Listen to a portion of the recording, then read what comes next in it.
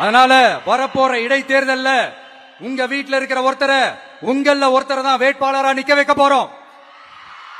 நீங்க எப்படி இந்த விஜய்க்கு ஆதரவு கொடுத்து ஓட்டு போட்டு ஜெயிக்க வச்சீங்களோ அதே மாதிரி வரப்போற இடைத்தேர்தல்ல உங்களுடைய அந்த வேட்பாளரையும் ஜெயிக்க வைப்பீங்கன்ற அந்த ஒரு நம்பிக்கை நான் முழுமையா தான் நம்புறேன். உங்களுக்காக உழைக்க வந்திருக்கிறேன். உங்களுக்காக எல்லா விஷயத்தையும் நான் பார்த்து பார்த்து செய்வேன்.